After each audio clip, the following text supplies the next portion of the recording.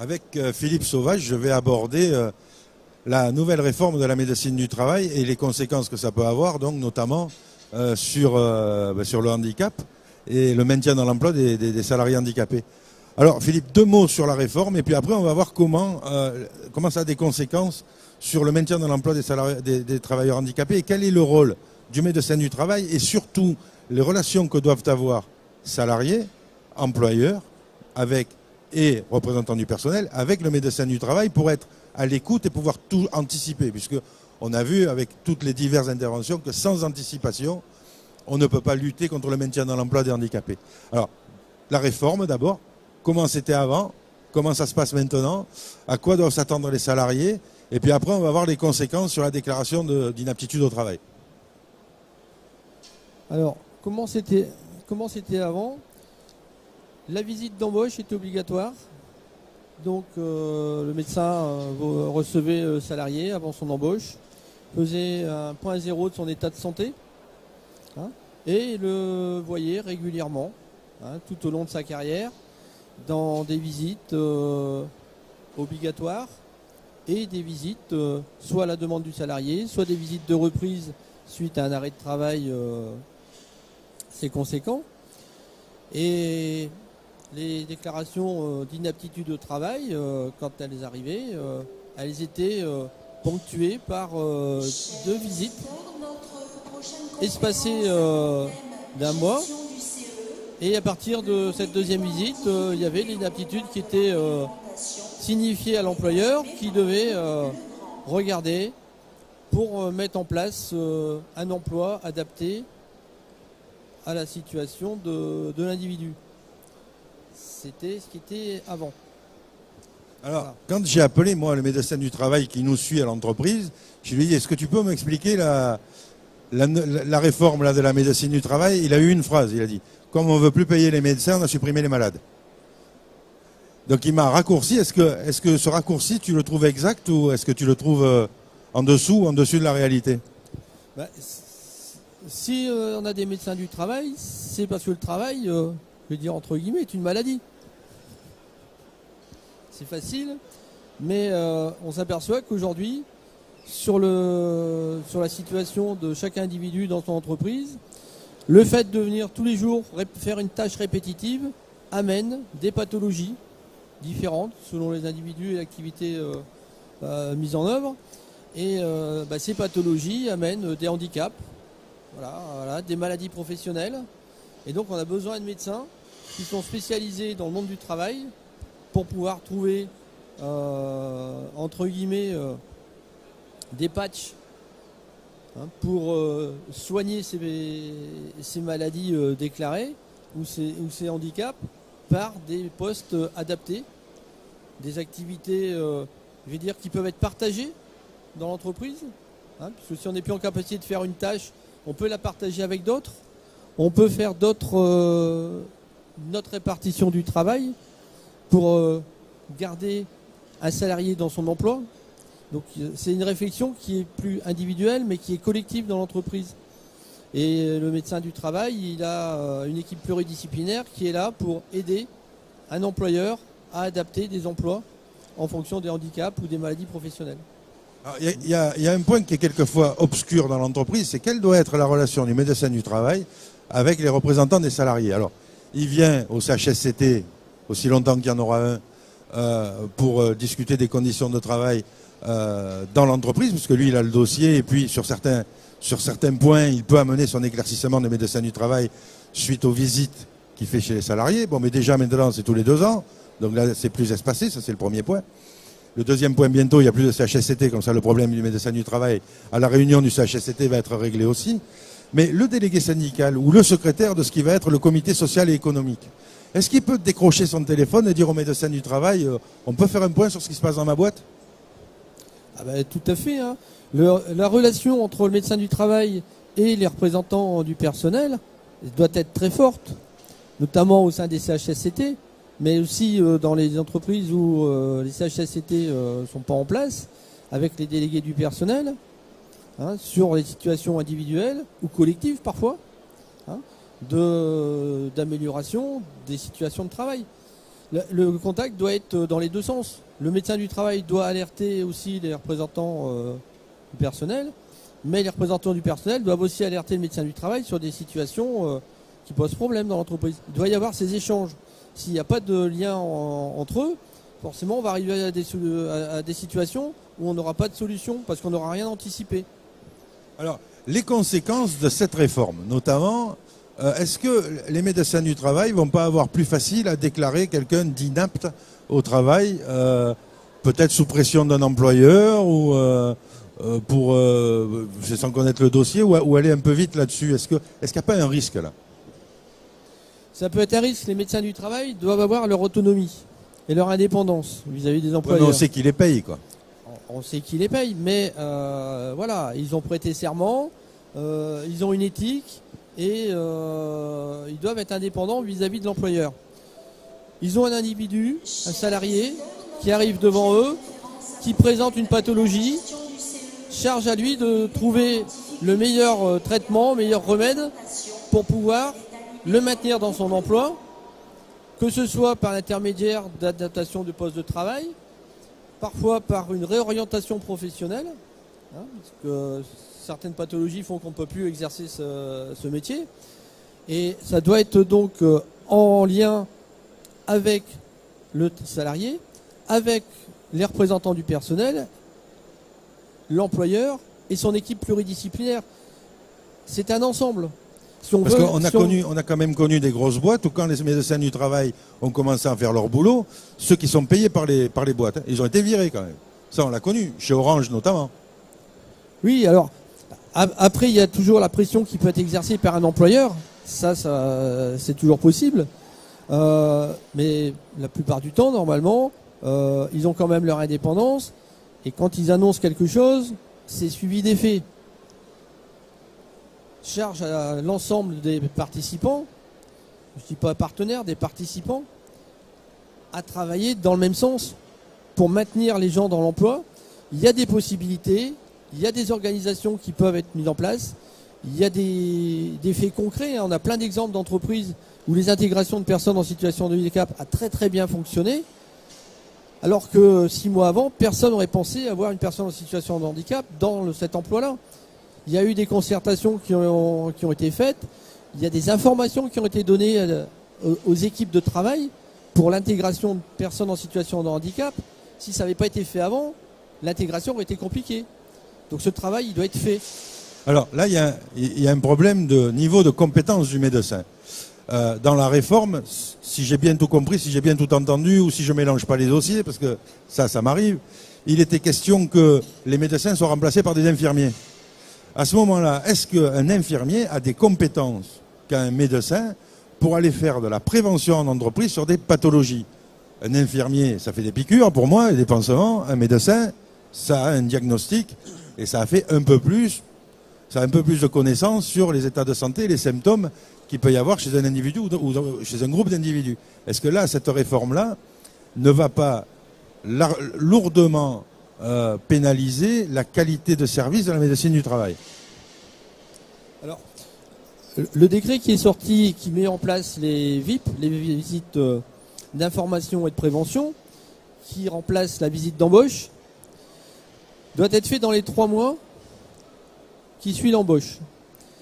Cette visite, elle a pour but d'informer le salarié sur les risques potentiels qu'il peut y avoir dans son emploi. S'il est dans un emploi à risque reconnu, comme les travailleurs de nuit par exemple, les personnes qui travaillent sur des grues en grande hauteur, etc., ils sont des personnes, entre guillemets, avec un métier à risque, avec là une visite plus importante et qui est réalisée avec le médecin du travail. Les autres, c'est juste une information sur les risques dans l'entreprise et de faire un point de l'état de santé du salarié au moment de sa prise d'activité. Et après, tous les 5 ans maximum, il a une deuxième visite. Il peut y avoir des visites intermédiaires. Il peut y avoir des examens demandés par un médecin du travail sur l'individu.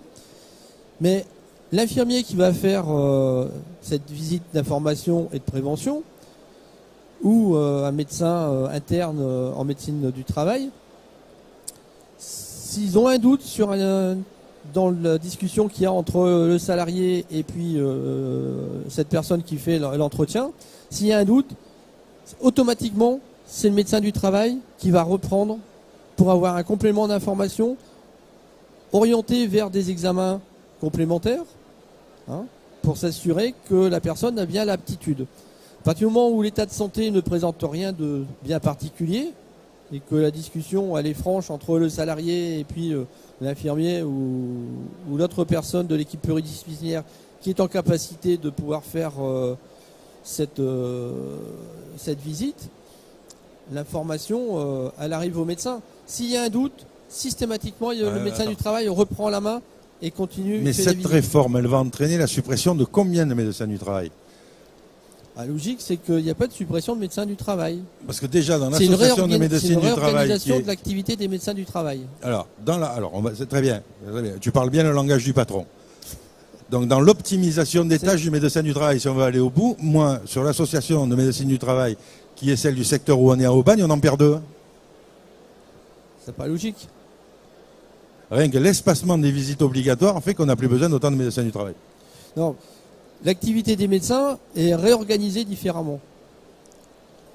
Les médecins, aujourd'hui, ils vont plus avoir un rôle de conseil auprès des entreprises, des employeurs, que ce qu'ils n'avaient auparavant. Ils vont être plus présents, normalement, dans les activités avec les CHSCT, avec les représentants du personnel. Il doit y avoir plus de communication. Il doit y avoir des études plus particulières sur les situations, justement, de réinsertion de personnes en situation de handicap dans l'emploi. Et donc, c'est plus de la visite comme ils faisaient avant, parfois à la chaîne pour certains, à longueur de journée, sans sortir de leur cabinet. Là, ils seront un peu plus sur le terrain. Et il doit y avoir plus de relationnel dans l'ensemble pour arriver à trouver des solutions. Par contre, la loi, telle qu'elle est écrite aujourd'hui, et les décrets d'application, mettent sur la tête et sur les épaules du médecin une responsabilité vis-à-vis des salariés, parce que la déclaration d'inaptitude fait qu'à partir du moment où l'employeur va le recevoir, il le met à la porte directement. L'employeur, dans le cadre de la réforme de la médecine du travail, a gagné le fait de ne plus avoir l'obligation de réemployer sur une autre activité son salarié en situation de handicap. Et ça, c'est très problématique pour les représentants du personnel, puisque dès qu'une inaptitude sera prononcée, une lettre de licenciement va sortir. Alors que nous, on se bat pour maintenir ces personnes dans l'entreprise, avec des emplois. Il y a des adaptations possibles, il y a des réorganisations, des réinsertions professionnelles, des changements de filière de métier qui peuvent se faire. Il faut qu'on travaille avec tout le monde, tous les partenaires, que ce soit les AGFIP, Cap Emploi, la SAMET, les organisations syndicales dans l'entreprise. Il faut qu'il y ait la bonne volonté de l'employeur. Et ça, c'est ce qui est le plus compliqué à gagner. Parce que lui, ce qui l'intéresse, c'est d'avoir quelqu'un qui produit. Or, on sait que dans les statistiques, une personne en situation de handicap produit autant qu'une personne qui n'est pas en situation de handicap, à partir du moment où on a adapté son poste de travail. Et ça, à partir du moment où on arrive à le faire comprendre, on va avancer dans la démarche et on va pouvoir mettre plus de personnes en situation de handicap dans l'entreprise. Donc d'où l'importance pour les représentants du personnel, puisque là, nous, on parle des représentants du personnel ici sur le média de Salon CE, puisqu'on parle aux futurs élus des conseils socio-économiques, d'être en contact avec la médecine du travail et bien en contact donc étroit, puisque il faut éviter de risquer que le premier entretien préalable au licenciement soit le cabinet du médecin du travail, finalement. Puisque c'est lui qui va sortir l'inaptitude et la porte de sortie vers Cap Emploi, avec qui on a parlé tout à l'heure. Si tu voulais ajouter un mot important sur la réforme, un point de vigilance, quel serait-il, Philippe ? C'est que le dialogue, il s'instaure entre toutes les instances. On peut arriver à trouver des solutions sans forcément déclarer d'inaptitude. Si le médecin détecte une problématique avec un salarié, avant de déclarer une inaptitude, il y a peut-être des informations à donner. parce que lors de sa visite, le médecin va dire vous n'êtes plus en capacité de travailler, il y a un licenciement qui va arriver derrière. Ouais. Mais s'il dit vous êtes en capacité de travailler parce qu'il ne veut pas signer la lettre de licenciement par délégation de ce salarié-là, et qu'il y a un accident derrière, c'est lui qui est responsable. Tout à fait. Donc c'est là où le médecin du travail marche sur un fil quand même. Il y a une responsabilité beaucoup plus importante sur les épaules des médecins du travail, parce qu'ils portent derrière les responsabilités en cas d'accident ou déclaration de maladie professionnelle plus importante, mais aussi sur la mise à la porte d'un salarié avec toutes les conséquences que ça peut avoir. Sur l'individu, sur l'aspect familial, il est en situation de handicap, comment va-t-il retrouver un travail, est-ce qu'il en retrouvera un c'est une situation qui est particulière. On disait tout à l'heure que le handicap c'était quelque chose de tabou, mais on va passer au-delà du tabou. C'est qu'ils seront vraiment mis à l'index. Voilà. Et ça, c'est pas acceptable. Déjà, je trouve que c'est mon point de vue, c'est discriminatoire de faire des accords sur le handicap, parce que ça prouve vraiment à mettre un quota de 6% dans l'entreprise. Je trouve que c'est scandaleux, parce qu'une personne en situation de handicap doit travailler comme une personne qui n'est pas handicapée. Il doit avoir les mêmes droits. On est tous pareils, et on doit adapter. Il y a des choses qui sont possibles. On sait faire il y a plein d'entreprises qui ont montré qu'ils étaient performants avec des personnes en situation de handicap. On a plein de start-up aujourd'hui qui ont démarré et c'est que des personnes en situation de handicap qui se sont mis au travail et qui ont réussi à faire des choses bien. C'est de la bonne volonté de l'ensemble des partenaires sociaux, même si j'aime pas ce mot-là parce qu'on n'est pas des partenaires, on est des acteurs. Et tous ces acteurs, si tout le monde a la même orientation et la même vision de maintien dans l'emploi, on arrive à faire des choses dans l'entreprise pour toutes ces personnes. Alors, est-ce que je peux faire un bon raccourci en conclusion en disant représentant du personnel, on va l'appeler comme ça parce qu'on est en transition là entre deux instances. Représentant du personnel, la réforme de la médecine du travail et la réforme des IRP qui va arriver à la fin du mois de septembre va vous imposer de changer la nature de vos relations avec le médecin du travail et d'être au plus près de lui dans l'échange. En ce qui me concerne, j'ai la chance de manger au même endroit que lui, le mien, le médecin du travail. Donc, ça nous arrive de discuter autour d'un repas, mais ce n'est pas la chance de tout le monde. N'hésitez pas à décrocher le téléphone et à l'appeler. Vous avez compétence pour ça. Et je sais que vous allez avoir un peu moins d'heures de délégation, mais sur ces heures-là, ça vaut le coup de passer un moment de temps en temps, appeler le médecin du travail et lui demander quelle vision il a de votre boîte et l'alerter sur ce qui peut se passer et sur ce que vous voyez émerger dans le cadre d'une restructuration, dans le cadre d'arrivée de nouveaux outils de fabrication. On parle d'une usine, mais on peut parler aussi de bureaux où vont arriver de nouveaux outils qui peuvent impliquer et avoir des conséquences sur la santé de vos collègues de travail. Est-ce que c'est un bon raccourci ? C'est un bon raccourci. Un vrai dialogue social se fait avec tout le monde. Médecins du travail, employeurs, les salariés, les représentants du personnel. Moi, je pensais que beaucoup de représentants du personnel, la majorité, n'avaient pas de contact avec leur médecin du travail et que c'est ce qui manque aujourd'hui pour amener ce dialogue et dire que tous sont acteurs, mais il faut que tout le monde se parle. Il faut que tout le monde se parle. Ceux qui avaient le plus de contact avec les médecins du travail, c'est les représentants de CHSCT. La plupart du temps. Ça, bientôt, il n'y en a plus. Ça, bientôt, il n'y en a plus. Mais c'était eux qui avaient le plus de contact. Demain, la nouvelle organisation des IRP, on verra comment c'est mis en œuvre et quels sont les moyens qui sont donnés pour tenir ces mandats. Les contacts devront continuer.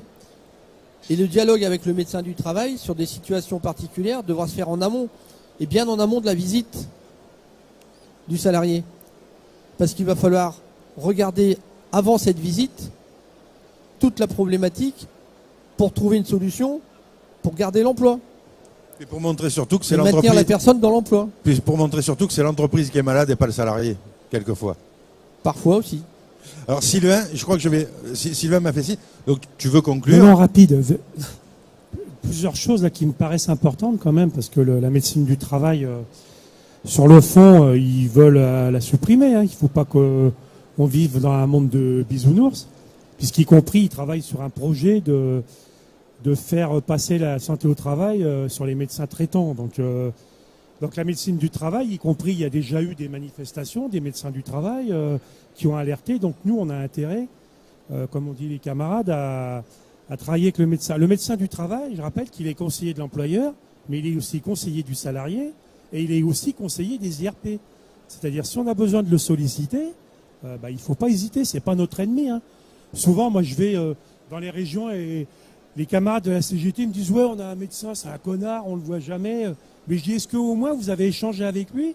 Vous l'avez appelé ?» Non, je dis « Faites déjà ça, les camarades. » Et puis après, vous me direz si c'est un connard, s'il n'intervient pas, etc. Parce que pour lui, c'est pas simple non plus. Et il a besoin souvent de l'appui, justement, du délégué syndical ou du secrétaire du CHSCT dans sa mission. Donc il ne faut pas qu'on hésite. Et je terminerai juste sur une expérience que j'ai vécue dans une entreprise de la métallurgie où il y avait un atelier de conditionnement où les salariés étaient constamment en arrêt, ils avaient des problèmes de dos. Donc à l'initiative du délégué syndical, il y a eu une réunion avec le médecin du travail, le SAMET. En fin de compte, c'était des mauvaises postures. C'est-à-dire les salariés qui travaillaient le conditionnement, c'est l'emballage. Hein. Soit les petits, ils travaillaient comme ça, ou alors les grands, c'est comme ça. Parce qu'ils avaient des établis qui étaient tous à la même hauteur. Donc le SAMET a fait venir un ergonome. C'est un truc tout bête, hein. Mais bon, si on s'en occupe pas, le salarié, au bout de 30 ans, il a plus de dos. Et donc, ils ont acheté des établis électriques qui se règlent en hauteur avec des transpalettes. Ça fait que le conditionneur, il avait plus qu'à faire ripper son collet. Donc, aucune contrainte de dos. Et cette expérience, en partant du handicap, elle a servi à l'ensemble des ateliers de l'entreprise pour traiter les pénibilités. Donc, comme quoi qu'à partir d'une situation de handicap, on peut améliorer les conditions de travail et les pénibilités.